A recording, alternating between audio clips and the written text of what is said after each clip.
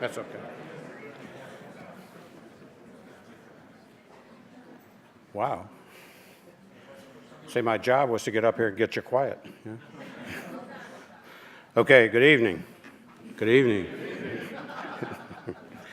And welcome to the 2019 INSA Achievement Awards. I'm Chuck Alsop with INSA. I was going to say all I'm doing here is get you quiet so Tish can get up here, but she'll be up here in a second to talk to you, okay? We are very fortunate tonight to be able to recognize some extraordinary new leaders in our community this evening. Before we get started, I guess I don't have it here in my script, but before we get started, turn off your cell phones, okay?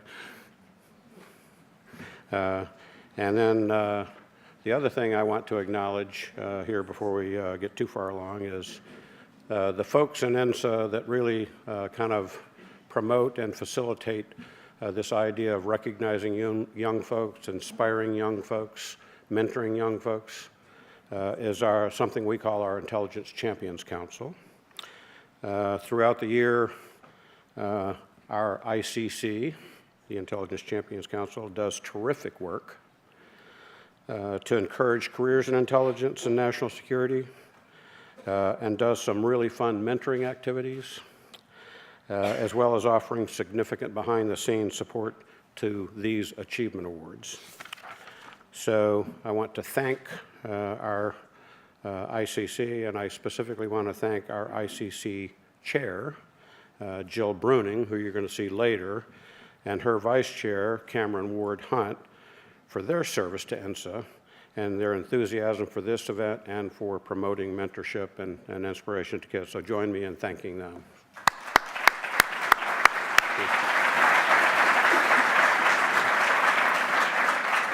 Also, you may have noticed around some of the signage and so forth, there's a little bit of a change to the INSA logo on some things. It's got a big 4-0 up in the corner. That's the 40th anniversary INSA logo. We've been around for 40 years in one form or another. First as SASA and now as INSA. And so we're going to be doing some things throughout the year to kind of recognize some of the significant things that have happened over that 40 years. Over the coming months, we will highlight key moments in our history, including events like this, which celebrate the depth and breadth of talent across our community. The idea for these awards was first championed by a former INSA board member, a guy named Aris Pappas, who in 2009 noted that INSA, like many other trade associations, offered a Lifetime Achievement Award, but didn't have anything to recognize new and emerging leaders in our community. We made a decision. We thought it might be a good idea to try and recognize some young folks early on in their careers, and to connect that recognition of promising new leaders to our Baker Award, the William Oliver Baker Award, which does honor folks from the intelligence community for a lifetime of service to the community. In 2010, we launched the Achievement Awards, and as many of you know, each award is named after a former Baker Award recipient. And you'll see that in your program, and you're going to meet some of those folks tonight, and I think Tish is going to mention a couple of more things about some of our former Baker winners. But based on the number of nominations we got this year, I think we got close to 80 nominations for the awards this year. The caliber of the crowd that we have here being awarded tonight, it's evident that these awards provide a vital means to spotlight the innovative work happening at all levels across our community. So let's get started honoring these folks. It's now my pleasure to introduce INSA Chairman Tish Long, who will kick off tonight's events.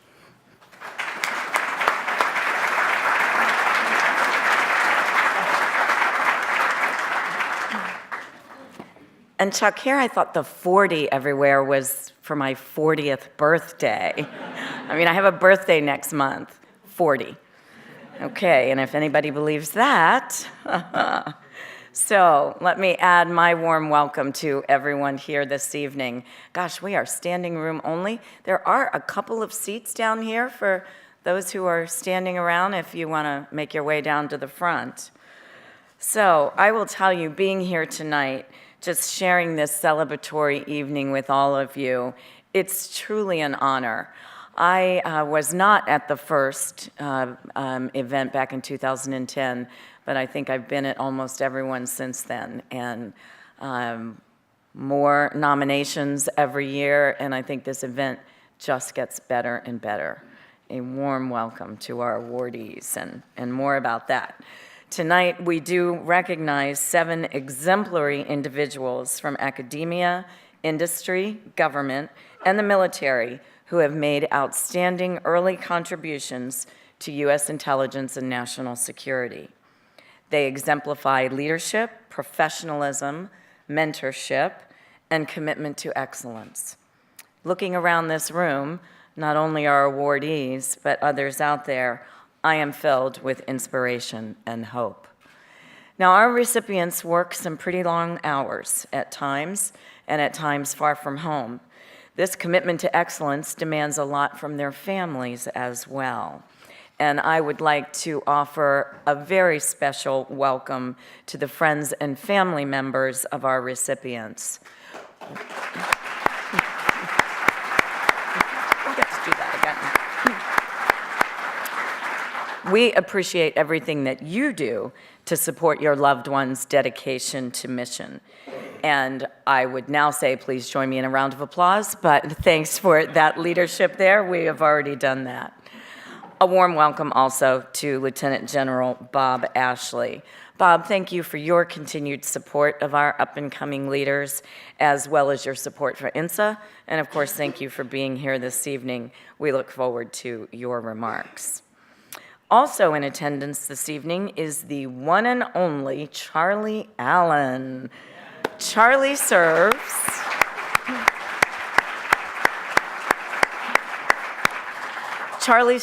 as INSA's Senior Intelligence Advisor, and he is a Baker Award recipient. I'd also, Charlie, like to congratulate you on your recent appointment to the President's Intelligence Advisory Board.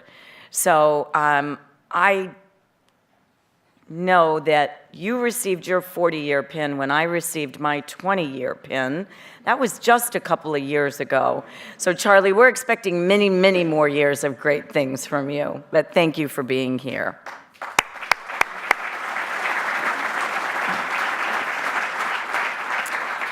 I'd also like to welcome and recognize the Honorable Sue Gordon, the Principal Deputy Director of National Intelligence. And Sue will be headlining our next leadership dinner on the 2nd of April. More to follow on that. We have many luminaries here. I'm going to stop at Charlie and Sue. Just a warm welcome. Actually, everyone here is a luminary, so thank you to everyone for being here.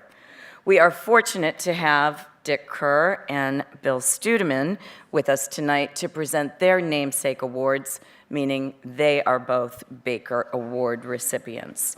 Thank you to the two of you for your distinguished service and your continued support of the intelligence community and our future leaders. Now, we can't do events like this without our sponsors. They're the ones who make a first-class evening like this possible. So at this time, I would like to recognize AT&T, Guidehouse, General Dynamics Information Technology, In-Q-Tel, the Penn State Applied Research Lab, and Raytheon. Please join me in thanking them all for their support.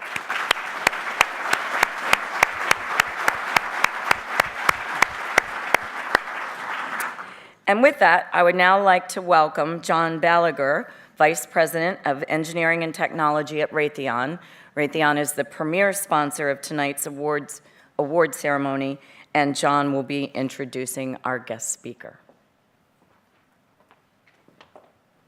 Thank you. Thank you, Tish, and good evening, everyone. Raytheon's proud to be the premier sponsor for tonight's ceremony, and we're proud of our long-standing association with INSA. I'm honored to work alongside and support the intelligence community as they tackle some of the most complex challenges that face us as a nation today.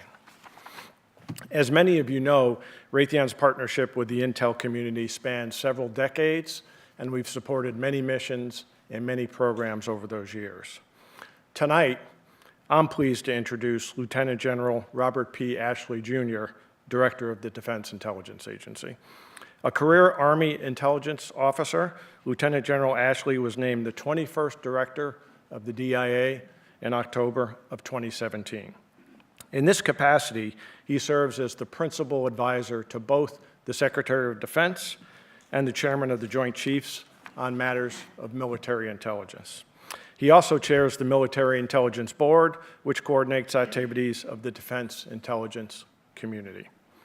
Previously, he served as the Army Deputy Chief of Staff, G2, where he was the senior advisor to the Secretary of the Army and the Chief of Staff for all aspects of intelligence, counterintelligence, and security. And the many other details of his bio are in your pamphlet if you choose to read them before he comes up. Events like tonight reaffirm the vitality of our community and the terrific work being done at all levels of academia and the public and private sectors. And they provide an opportunity to recognize our emerging leaders, as we will this evening. They are all outstanding ambassadors for our national security community. Leadership here requires integrity, teamwork, and a commitment to the mission.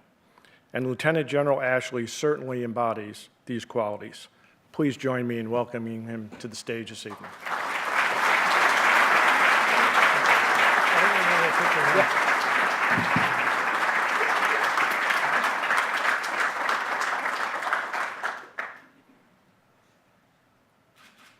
Not staged at all. All right. So one more time, a round of applause for my bio.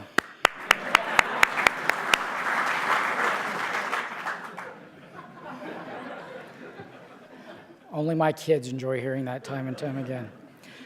For Chuck and Tish, thanks. Thanks for the opportunity to speak. And I'm really kind of laser focused over here tonight, but really for everybody. And hopefully it's a message that resonates with you. The Honorable Ms. Gordon and Charlie Allen, fellow Tar Heel. It is always good to see you, and for all the other dignitaries that are here. So my message for you tonight: for rendering that service to the cause of liberty and to your country, which you can probably never do under any other circumstance. So let me repeat that. For rendering that service to the cause of liberty and to your country, which you can probably never do under any other circumstance. I'll keep that thought in mind, and I'll come back to it. So first, let me congratulate all the supervisors and all the teammates that recognized our awardees for their exceptional capability and nominated them. And there's nothing better for a boss than seeing their teammates recognized for the great work that they do. And as Eleanor Roosevelt said, the surest way to be happy is to seek happiness for others. And so I know everybody that put that work and their arduous time together to nominate you in a very competitive field are as happy as you are for being selected. So second, let me congratulate the awardees. Tonight you'll be recognized for awards whose namesake honor a Cold War analyst, a pioneer physicist in nuclear nonproliferation, a trailblazing woman in the IC, a career military intelligence officer, a leader in reconnaissance technology, and a senator who had a career that spanned 3 decades of excellence in national security. So for the awardees, know that you're in good company. And while I gave you the fields of expertise for your namesakes, and it's those abilities that they brought, the true essence of who they were is who they are as leaders. Not always just about their technical ability. So for each of the namesakes who selflessly dedicated themselves to the greater good of the nation over a lifetime, and tonight we get a chance to recognize a rising generation of professionals that will carry us into future decades. So no pressure on keeping the peace. And I retire next year, and I would like to enjoy my retirement and not be brought back. Ronald Reagan reminded us that freedom is never more than one generation away from extinction. We didn't pass it to our children or our bloodstreams, and it must be fought for, protected, and handed on to them to do the same. And the Secretary of Defense Mattis reminded us of this fact when he said, "We have no God-given right to victory."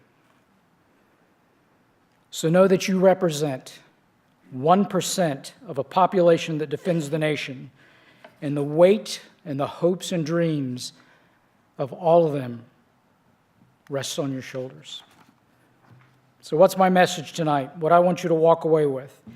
In a field that is as technically demanding as what we do in intelligence, the most important thing that you will bring to work every single day is who you are as a leader. Who you are as a selfless servant to a cause bigger than yourself, to defend an idea that is captured in our Constitution.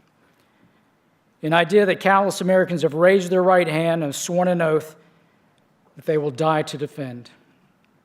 It is who we are as a nation. It separates us from our adversaries. It is our values-based leadership. It is our strength of character as a nation that empowers us. And it is these values that underpin our democratic way of life that our adversaries fear the most. Simply put, it is why I get out of bed in the morning. So let me unpack that why for you just a little bit. Simon Sinek wrote a book that was called Start With Why. And he said it's not about how or what you do, it's about why you do it. It's the why that captures the imagination of others. So let me give you my why. And it starts with my family. And it starts with a legacy of service. A great uncle that stormed the beach at Normandy. A dad who served as a soldier in Korea and as an airman in Vietnam. A brother who served his nation as a 141 pilot. And my kids. My why. And you can start this in a series of concentric circles and you just keep expanding it. And I'll tell you a story of something I did to my bride, Barbara, and I knew it was going to make her cry. And I said, go look at the Facebook entry that I just put on Facebook. And seldom do I put things on Facebook. My great niece had just been born, Hannah Grace, who is now 2. I went to the Facebook page and said, Hannah, welcome to the world. You are why I get up in the morning. Needless to say, her mother cried as well. But by extension, that why that starts with my family extends to 330 million Americans. And I share that task, that why, with everyone in this room in what you pursue. I've had the opportunity for over 3 decades to be surrounded by the best this nation has to offer and the quality of character that is represented in all that are here tonight. It's a group that is defined not by what they stand to gain, but what they are prepared to give and prepared to sacrifice for what we all know is a noble cause.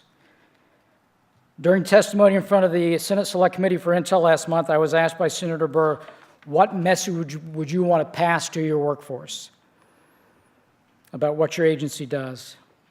In my inner voice, I thought, Tom Cruise only wished he could do things as cool as we do. And then I thought about, he makes millions pretending to do what we do.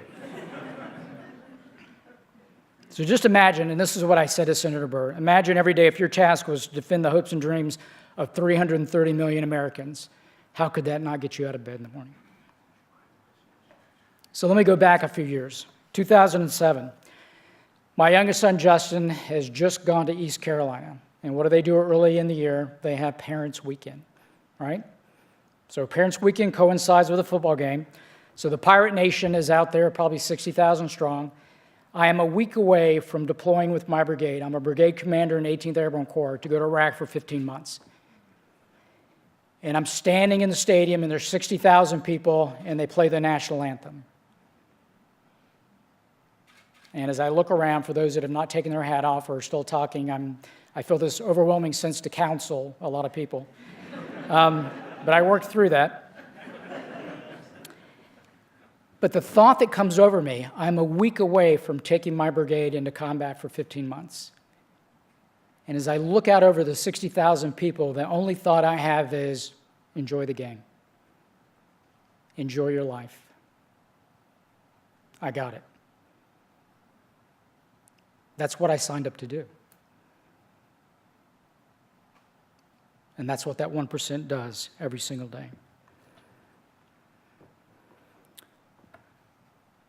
So my message for you, the most important thing you bring to work every day is who you are as a leader. That's the so what. Who you are as a leader. And it's echoed in the namesake of the awards that you will receive tonight. But the other part of that is remember that you are a work in progress. You will never be complete with that task. You will spend the rest of your life learning how to lead. Another story. I'm out at Fort Huachuca, commanding general of the Army Intelligence School.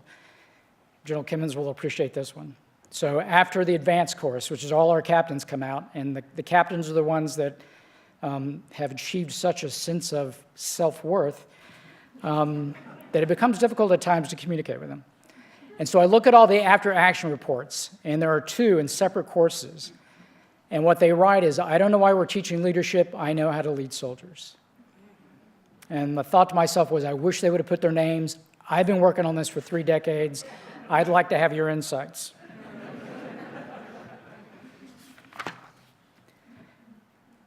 General Mattis. I was very fortunate at one point in my career to be working at CENTCOM for General Mattis, which is an experience that I shared with Admiral Sharp, and we were better for the experience. But this is the story that you are a work in progress. Every quarter, we would get together and we would have a commander's conference. And General Mattis would lead that commander's conference. And what would he have? He'd have a guy to his left or right sitting in those forums named Gary Luck. And if you know the name Gary Luck, a retired Army 4-star, who was a 4-star when General Mattis was probably a young colonel. And I sat there and I watched the interaction between the 2 of them. And it was priceless. It was absolutely priceless. But what it struck to me, the message was, here you have a guy that's nearly 4 decades in the Marine Corps, one of the leaders of our generation, and what does he recognize? He's a work in progress. Now, he may be at the 99.9%, but he's going to spend the rest of his life on that last 0.1. You got some work to go.